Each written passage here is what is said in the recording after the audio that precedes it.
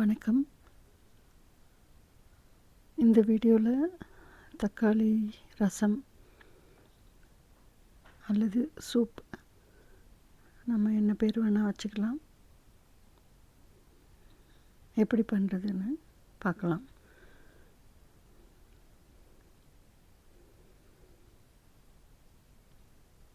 இப்போ இந்த ரசம் அல்லது சூப் பண்ணுறதுக்கு மெஷர்மெண்ட்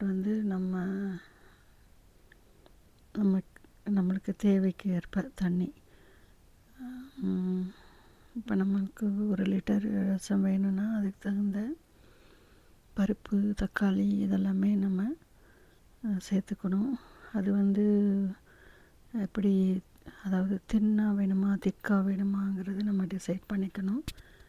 அண்டு ஸ்பைசஸ் நம்மளுக்கு ஏற்ற மாதிரி காரம் ஜாஸ்தி வேணுமா கம்மி வேணுமா, இதெல்லாம் அவரவர் விருப்பத்தை பொறுத்து. ஸோ அதுக்கு தகுந்த மாதிரி நம்ம இன்க்ரீடியன்ஸை அட்ஜஸ்ட் பண்ணி போட்டுக்கணும். இப்போ நான் இங்கே துவரம் பருப்பு ஒரு பெரிய கப்புகளை எடுத்துகிட்டு வேக வச்சுருக்கேன். இங்கே தக்காளி ஒரு 6 தக்காளி, அதை க்ளீன் பண்ணிவிட்டு இங்கே கட் பண்ணி சேர்த்துக்கிறேன். அண்டு கொஞ்சம் சீரகம். இதில் கொஞ்சம் தண்ணி ஊற்றிட்டு 2 to 3 விசில்ஸ் மறுபடியும் இந்த தக்காளி வேகிற அளவுக்கு நம்ம அடுப்பில் வச்சு எடுத்துக்கணும். இதில் கொஞ்சம் மஞ்சள் பொடி கூட சேர்த்துருக்கேன். நான் தக்காளி வேகிறதுக்கான தண்ணி கொஞ்சம் சேர்த்துருக்கேன்.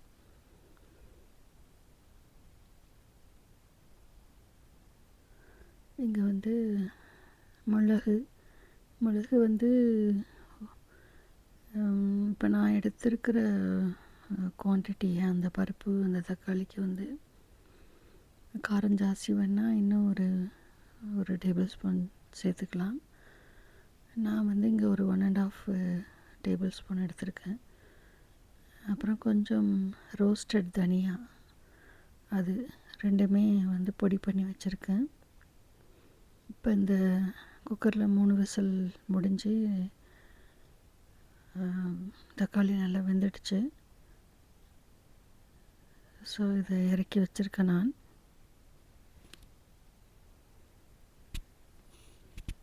இதோட கொஞ்சம் கருவேப்பிலை, அப்புறம் கொரியண்டர் லீவ்ஸ் சேர்த்துட்டு நல்லா, அதாவது இது சூடாக இருக்கிறனால ஒரு கரண்டி வச்சு நம்ம அந்த தக்காளியை மசிச்சு விட்டுக்கலாம். நான் ஒவ்வொரு வீடியோவிலும் நான் சொல்ல விரும்புகிறது என்னென்னா, அதாவது என்னோடய வாய்ஸ் சாஃப்டாக இருக்குதுன்னு சொல்லிட்டு சில கமெண்ட்ஸ் வந்திருக்குது. ஒரு எஜுகேஷ்னல் அவேர்னஸ்க்காக நான் இதுக்கு முன்னாடி ஒரு வீடியோவில் ஒரு சின்ன கிளிப் போட்டிருந்தேன். அது எதுக்காக அப்படி இருக்குது அப்படின்னு சொல்லிட்டு. இப்போ அந்த பொடிச்ச மிளகு அந்த தனியா பொடி நான் போட்டேங்க. இப்போ டொமேட்டோவை நல்லா மசிச்சு விட்டுக்கிறேன். அண்டு மஞ்சள் பொடி வேணும்னா இன்னும் கொஞ்சம் சேர்த்துக்கலாம், மஞ்சள் பொடி. சில பேருக்கு வாய்ஸ் சாஃப்டாக இருக்கிறதுக்கான காரணம் ஹெரிடிட்டியாக இருக்கும், இல்லை அந்த வோக்கல் கார்டு ஏதாவது இஷ்யூ இருக்கும், இல்லைன்னா ரொம்ப பேசாமல் இருக்கிறதும் ஒரு காரணமாக இருக்கும். ஸோ நீங்கள் கூகுள் பண்ணி பார்த்தீங்கன்னா உங்களுக்கு அதற்கான ஒரு ஆன்சர் கிடைக்கும். சில பேருக்கு இந்த மாதிரி சாஃப்ட்டு வாய்ஸு, அது மாதிரி அதாவது நான் பேசுகிறது இரிட்டேட்டிங்காக இருக்குதுன்னு சொல்கிறாங்க. ஸோ மன்னிக்கணும், அது நான் வேண்டுமென்று பேசவில்லை. அது இயற்கையாக எனக்கு கடவுள் கொடுத்த ஒரு இந்த மாதிரி வாய்ஸ். சில நேரங்களில் கொஞ்சம் சத்தமாக இருக்கும், சில நேரங்களில் சாஃப்டாகிடும். அது வந்து எதுக்குன்னு எனக்கு தெரியாது. நான் நினைக்கிறேன், நான் ரொம்ப அமைதியாக இருந்தது ஒரு காரணமாக இருக்கலாம். ஸோ இப்போ இங்கே வந்து சோம்பு வந்து நான் தட்டி எடுத்துக்கிறேன். இதை வந்து தாளிக்கிறதுக்காக நான் பயன்படுத்த போகிறேன்.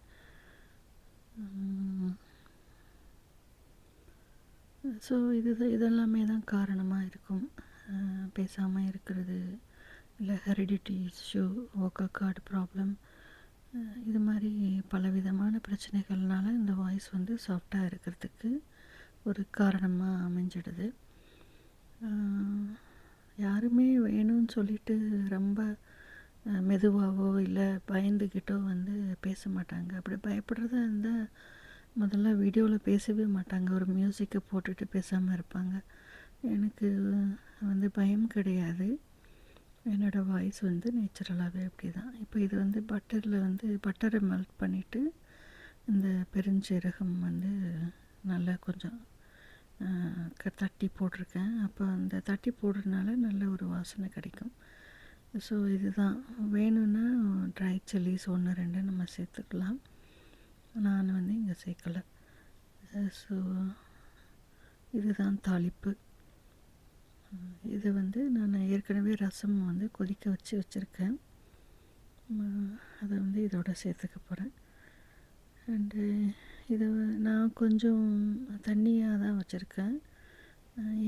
எங்கள் வீட்டில் வந்து அந்த மாதிரி திக்காக இருந்தால் விரும்பி சாப்பிட மாட்டாங்க. இது மாதிரி தண்ணியாக இருக்கணும்னு கேட்பாங்க. ஸோ நான் அந்த மாதிரி வீக்காக பண்ணியிருக்கேன். உங்களுக்கு தேவையான அளவுக்கு நீங்கள் தண்ணி ஊற்றி அந்த திக்னஸ் வந்து அட்ஜஸ்ட் பண்ணிக்கோங்க. நம்மளோட தக்காளி ரசம் இல்லைன்னா சூப் வந்து ரெடி ஆகிடுச்சு.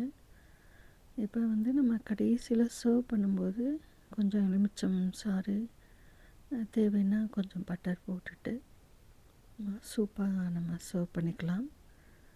அண்டு ரசமாக வந்து கூட நம்ம சாதத்தோடு பயன்படுத்திக்கலாம்.